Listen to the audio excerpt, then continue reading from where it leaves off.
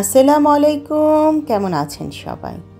Test and tales with সালমার গোধূলি লগ্ন থেকে একটি নতুন পর্বে আপনাদের সবাইকে আমন্ত্রণ জানাচ্ছি। আমি সালমা। আজ আমি আমার গাছগুলোকে ওই টবগুলোতে ট্রান্সফার করব, সেই কাজ নিয়ে বসেছি। ভিডিওটা দুদিন আগের। আমি আসলে নিয়মিত এখন ভিডিও দিতে পারছি না। একদিন পর পর ভিডিও দেওয়ার কথা, কোনো সময় দেখা যাচ্ছে দুদিন পর দিচ্ছি, কোনো সময় দেখা যাচ্ছে একদিন পর দিচ্ছি, কোনো সময় দিচ্ছি না।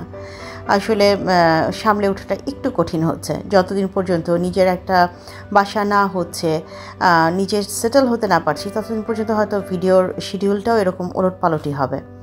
সে যাই হোক, আল্লাহ যেভাবে যা রাখবে তাই আলহামদুলিল্লাহ। এবং আমি তাওয়াক্কাল তো আল্লাহ কথাটার উপর যেহেতু অনেক ভরসা করি, নিশ্চয়ই আল্লাহ আমার জন্য উত্তম ফয়সালা করে রেখেছেন, যেটা আমি জানি না। সেদিন তৃপ্তি আপুও আমাকে অনেক সুন্দর কিছু সাজেশন দিয়েছেন গাছ লাগানোর ব্যাপারে, যে কলার খোসা, ডিমের খোসা কিভাবে আমি এগুলো ইউজ করব। তো আমি আসলে কলার খোসাগুলো ছোট ছোট করে কেটে ভিজিয়ে রেখেছিলাম।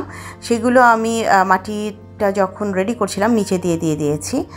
আর ডিমের খোসাটা কাকুলি অনেক আগেই গুঁড়ো করে রেখেছিল, সেগুলো অল্প বিস্তর আশেপাশে ছিটিয়ে দিয়েছি। এই টবটার মধ্যে 3 ধরনের গাছ ছিল, সেগুলোকে আমি সরিয়ে নিয়ে নিচ্ছি। এখন একটা গাছ শুধুমাত্র এই ভাঙা টবটাতে আছে, আর নতুন টবে বাকি 2 ধরনের ভ্যারাইটিস যে আছে এগুলোকে আমি ট্রান্সফার করেছি।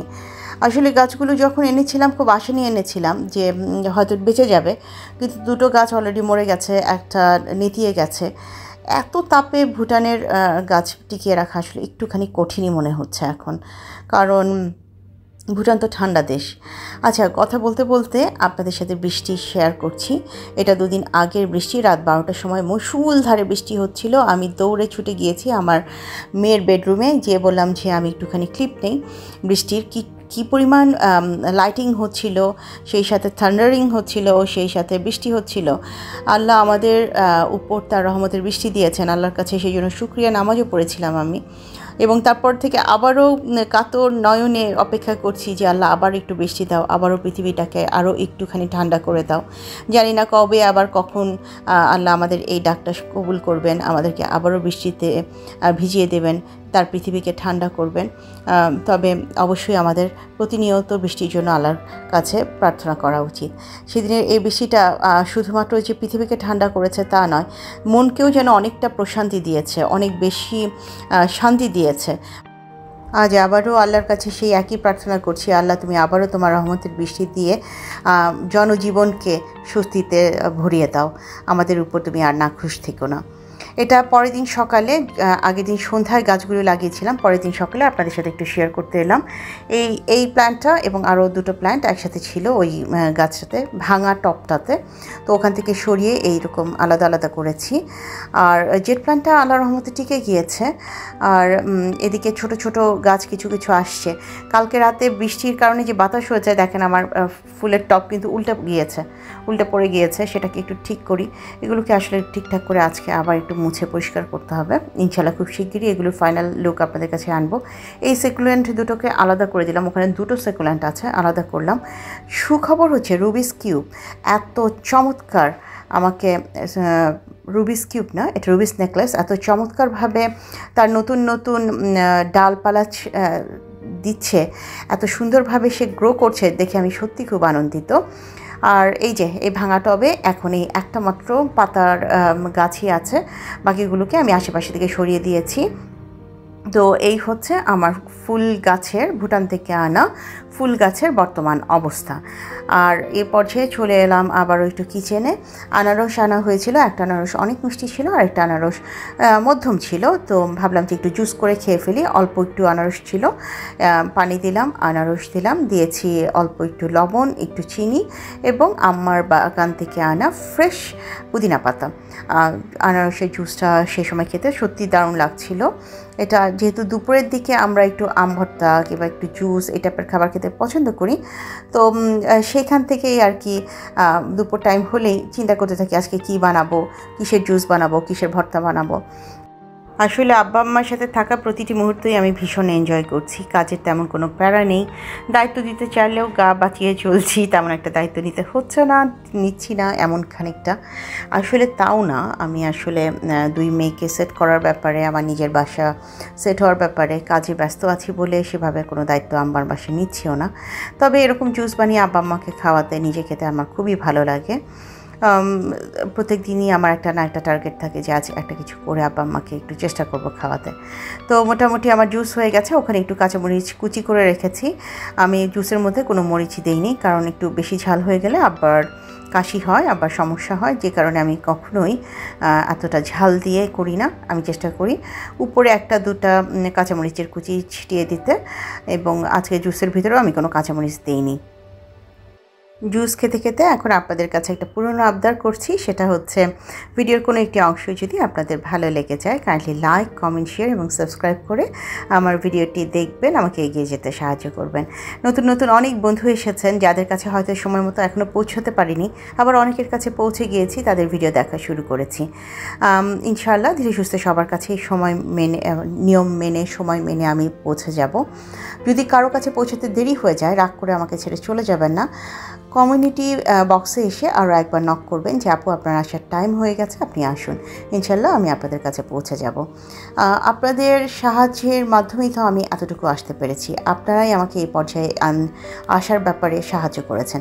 কাজেই একজন আরেকজনের পাশে লয়াল বন্ধু হয়ে থেকে এগিয়ে যাওয়াটাকে আমি অনেক বেশি ওয়াইজ কাজ মনে করে থাকি। তো এখানে জুস ভাগাভাগি করে খাচ্ছিলাম আমি, আমার বড় মেয়ে। তাকে বললাম তোমার কেমন লাগছে। আসলে এই ধরনের ভর্তা, জুস, এই ব্যাপারগুলোতে আমার বড় মেয়ে আমাকে বেশি সময় দেয়। ছোটো মেয়েটা তেমন একটা পছন্দও করে না, খায়ও না, খেতে চায়ও না। আর এই ভিডিওটা যখন করছিলাম তখন দেখলাম শারমিন আপু, শারমিস ওয়ার্ল্ডের শারমিন আপু তার সমস্ত কিছু রোদে দিচ্ছে, চালের গুঁড়া, মশলা, বেসন, এই টাইপের। তো ওটা দেখে বললাম যে এই তুমিও সব কিছু রোদে দেওয়া শুরু করো। তো ওখানে আমার জিরাগুলো ধুয়ে সেগুলো রোদে দিয়ে আসলো। এটা হচ্ছে কচু ভাজি, এই জিনিসটা আমার খুব পছন্দ, একদম কুচি কুচি করে কেটেছে শরীফা। একদিকে কচু ভাজি হচ্ছে, আর আমার আজকে দায়িত্ব পড়েছে আদা রসুন পেস্ট করে দেওয়ার। সেই দায়িত্ব পালন করতে গিয়ে প্রথমে আমি আদাগুলোকে পেস্ট করে ফেলেছি। রসুন তখনও পুরোপুরি ছেলানো হয়নি বলে আমি পরে আবার রসুনটা পেস্ট করে দিয়েছি। এই মিক্সচারটা দেখে আপনাদের কি কোনো কিছু মনে পড়ছে?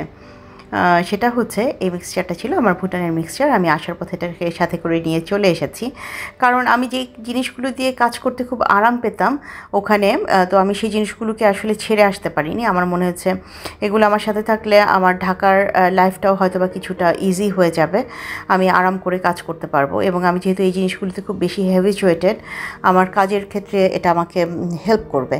তো এগুলো আনতে কিছুটা তো ঝামেলা হয়েছে। ইলেকট্রনিক্স জিনিস যেমন আমি আমার ইন্ডাকশানটা নিয়ে এসেছিলাম, এটা নিয়ে এসেছি।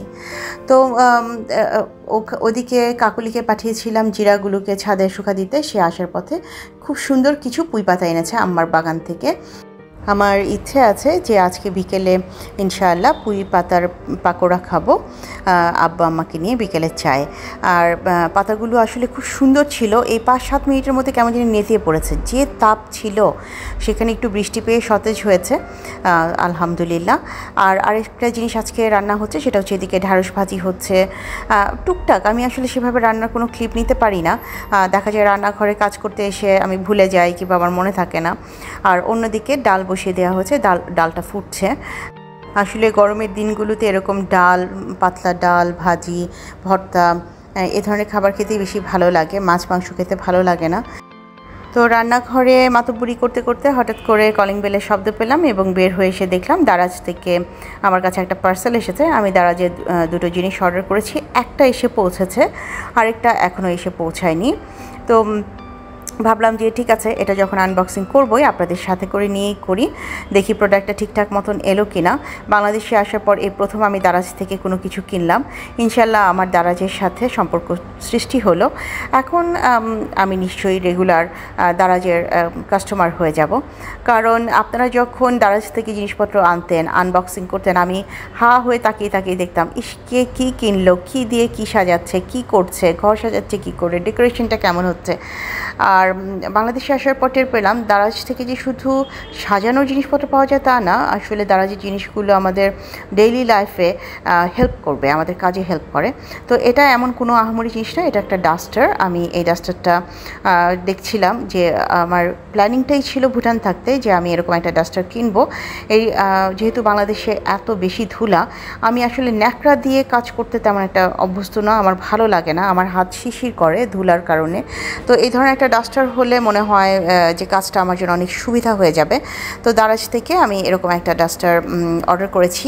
এটা সবচেয়ে পজিটিভ সাইনটা হচ্ছে যে এটা বড় করা যায়, ছোট করা যায় এবং সুন্দর করে উপরে নিচে মানে সব কিছুই পরিষ্কার করা যাবে। যেমন ফ্রিজের উপরটা পরিষ্কার করা যাবে, লাইটের শেড পরিষ্কার করা যাবে, আলমারির উপর মানে যেখানে আসলে ঝুলঝাড়া ঝাড়ু দিয়ে অনেক সময় পরিষ্কার করা যায় না, মন মতন পরিষ্কার হয় না। এই যে আমি এখানে একটু ফ্রিজে ঢং ঢং করে পরিষ্কার করে আপনাদেরকে দেখাচ্ছি। এছাড়াও ফ্রিজের উপরটাও বেশ সুন্দর করে পরিষ্কার করা যাবে। তো আমি দেখলাম যে এই জিনিসটা আমার খুব প্রয়োজন ছিল এবং আমি একটা পছন্দনীয় জিনিস কিনেছি দারাজ থেকে। আর আমার লাইটের এই শেডগুলো আমি ট্রাই করলাম যে দেখি তো পরিষ্কার হয় কিনা। মাশাআল্লাহ সুন্দর পরিষ্কার হচ্ছিল। আর এটা দেখলাম ওয়াশেবল, ধরেন 2-3 দিন 4 দিন ইউজ করবার পর যদি বেশি ধুলো হয়ে যায় তাহলে আমি এটাকে ধুয়ে শুকা দিয়ে দিতে পারি, শুকানোর পর আবার এটা আগের মতন হয়ে যাবে। জিনিসটা আমার সত্যি ভীষণ কাজে লাগবে, পছন্দ হয়েছে এবং দামটা তো দারুণ রিজনেবল ছিল। এটা সম্ভবত 322 অথবা 26 এরকম কিছু একটা ছিল। 322 সম্ভবত এটার প্রাইস ছিল, সব কিছু মিলে ডেলিভারি চার্জ সহ মনে হয়। না সরি, আমি প্রথমবার কাস্টমার হিসেবে ডেলিভারি চার্জটা ফ্রি পেয়েছিলাম। তো যাই হোক, আমি আমার প্রোডাক্ট পেয়ে আসলে হ্যাপি। আমার কাছে মনে হচ্ছে এটা অনেক রিজনেবল। বিকেলের চায়ের আসরে চলে এসেছি। এখানে কিছু ডালের বড়া এবং পুয়ের বড়া তৈরি করা হয়েছে, সেই সাথে আম্মা বানিয়েছে লাচ্ছা সেমাই। তো আজ এই পর্যায়ে থেকে আপনাদের কাছ থেকে বিদায় চাইছি। নতুন বন্ধু, পুরনো বন্ধু, যে যেখান থেকে আমাকে দেখছেন, আপনাদের কাছে আমি কৃতজ্ঞতা জ্ঞাপন করছি। অন্তঃস্থল থেকে জানাচ্ছি শ্রদ্ধা, সম্মান ও ভালোবাসা। ভিডিওটি কোনো একটি অংশ ভালো লেগে গেলে কাইন্ডলি লাইক, কমেন্ট, শেয়ার এবং সাবস্ক্রাইব করে আমাকে এগিয়ে যেতে সাহায্য করবেন। সবাই নিজেদের খেয়াল রাখবেন, ঘরে বৃদ্ধ এবং শিশুদের খেয়াল রাখবেন। আল্লাহ আমাদের উপর আবারও তার রহমতের বৃষ্টি দান করুন, সে কামনা করছি। সবাই অনেক বেশি ভালো থাকবেন। আল্লাহ হাফেজ। আসসালামু আলাইকুম।